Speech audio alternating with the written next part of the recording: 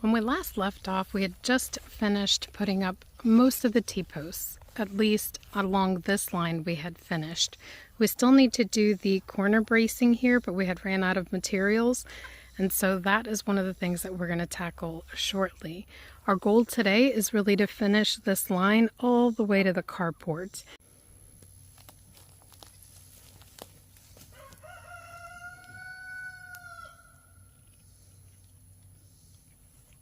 But Nick mowed around as best he can, and so I'm going to get the post set up for him, and then I'm going to try to pull some of the weeds. We had a pretty tricky year this year with this area. This has been our berry patch. Like everything, once the season gets going and it gets to be like, 95 degrees here in Texas, it's just really hard to get motivated and take care of everything. This is what the end of the season looks like, and kind of excited to see how we fix this for next year.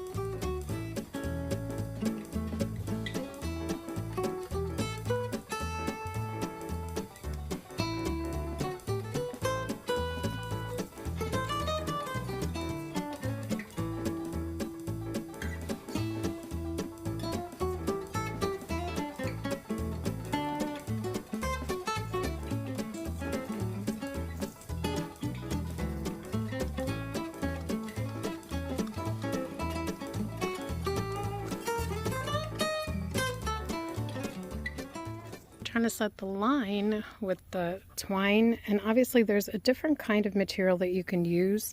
I think it's yellow that doesn't stretch, and so it's probably more recommended for a job like this, but this is what we had on hand. With the wedge lock system, it has to be a 90-degree angle, so we're having to adjust where our line goes in order to get that 90-degree angle over there.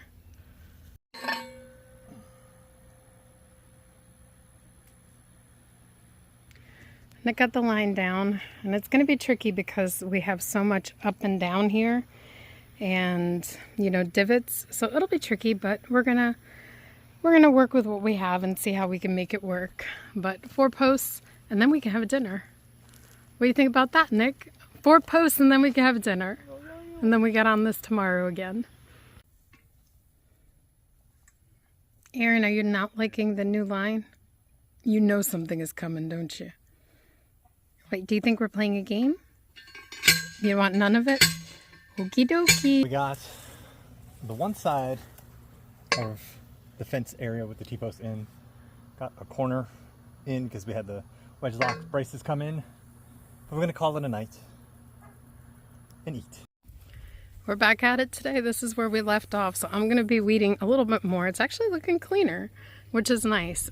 Today our goal is to finish getting these posts here down the line, affix the gate, and basically what we did was we ordered a similar gate to what we have in the pens, just to make it easier for us to install. We're familiar with it. We don't need anything large there, and we just feel like that makes it so much easier. So that's the other item that we have on the docket. And then, of course, our goal is to be able to start stretching the fence and installing it.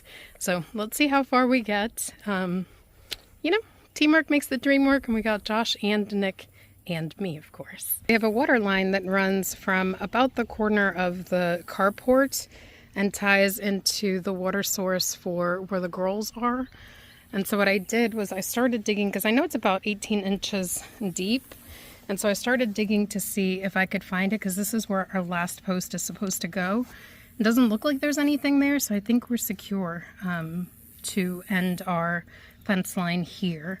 And so originally we wanted to tie into the end of our carport, but the truth is that we had to follow the line, and we needed a 90-degree angle for the wedge lock system to work, and it leads to almost to the door here. Basically got our last post here, and there's not a lot of space between there and the carport, and we know that there's going to be a gate that is going to take up substantial space here.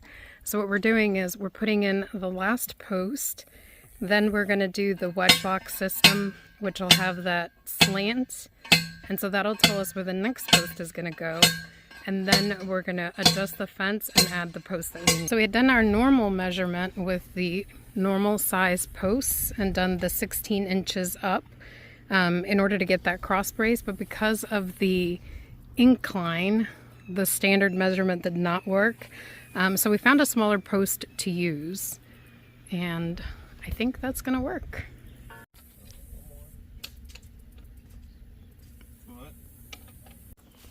We got all of the posts done, did a dry fit of the gate, and now we are just going to be setting up in order to stretch the fence.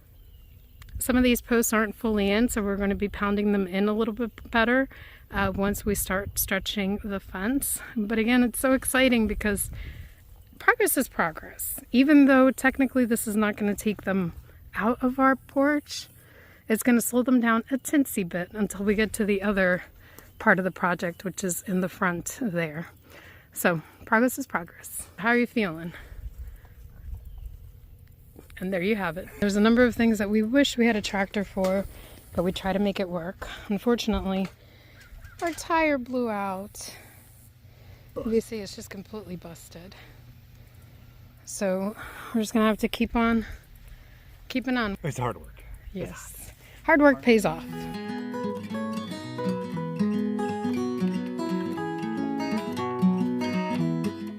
actually remembered that we had a whole other new roll of fence, well, half a roll of fence, from when we did our initial perimeter project.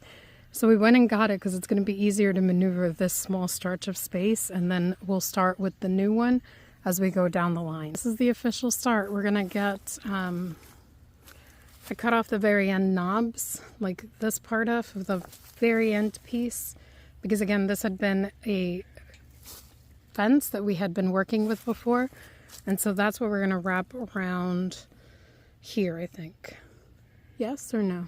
Yeah, I think we'll do that. And Why don't you tell me, Nick? yeah, I think we'll attach it, wrap it around this, and then attach with clips and the rest of the way down. Yeah. So while Nick does that, I thought it would be a good idea to take it back a step and just go over like why we chose this fence. So the first part of it is we already have a field fence.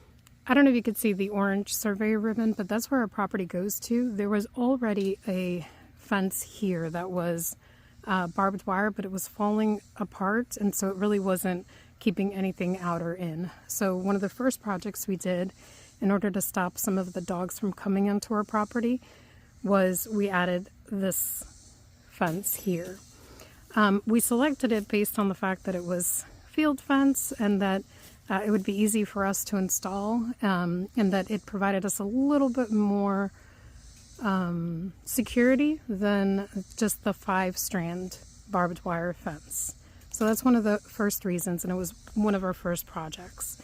So when we're selecting to do this additional layer that we're doing here, we decided to go ahead and match it up with it just to keep everything consistent. This size fence is a little bit less expensive than doing the goat fence. And then even though it's 4x4, we were okay with that because even the 2x4 that we use for the goat pen doesn't keep rabbits and things of that nature out. So regardless of which one we did, we weren't really going to be able to keep rabbits or snakes or some of those other things out. So this one I felt like it just provides enough barrier for a little bit less cost. Same thing with chickens. The chickens actually fly over the 6-foot fence, the 5-foot fence, I guess, the 60-inch fence. So whether I have 48 or whether I have 60, it's really no matter to the chicken. It's just a matter of whether or not they care enough to jump over the fence. It allows us to buy shorter posts because for the 60-inch fence, we were going to have to get posts that were a little bit larger. Again, more pounding, but also a little bit more expensive. We did pick the joint fencing, or like it's actually woven together as opposed to the welded wire, because it does give us a little bit more longevity. The other one tends to come apart, which is a security issue. Here come the supervisors. We got the fence stretched. It took a little bit of fine tuning, and so now I'm just going through and doing the clips. We got the first part stretched. It's obviously the part right before the gate, but you know what? We're celebrating the little things as we go along, because this project is just taking a little bit longer than we thought. How you feeling, Nick? Feeling pretty good. Why don't you give me a hand motion since I can't hear you? Feeling pretty good. The first part of the fence stretch is done, so it's not a lot of feet, but progress is progress. And so we've stretched it up to this point. We're going to have to cut it and wrap it around, because this is where the gate is going to go. But pretty excited because we're making progress.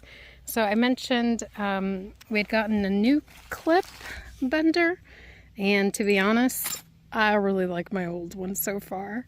But maybe it'll change as we get further along. I think it's cool. We tend to wrap our clips more around tighter, so it holds tighter.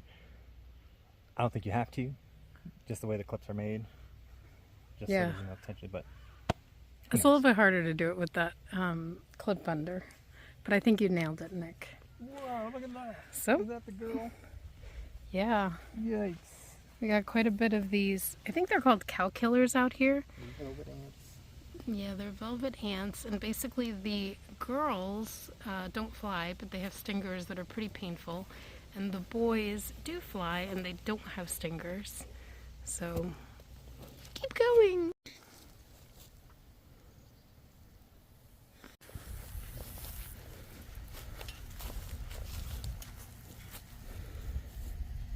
I could probably be helping you instead of filming you, but you know what, Nick? I still love you. Well, I'm working through doing the clips and have quite a bit more to go. But thank you so much for watching. If you enjoyed this video, please hit like and subscribe. And as always, you are awesome and you are loved. Until next time.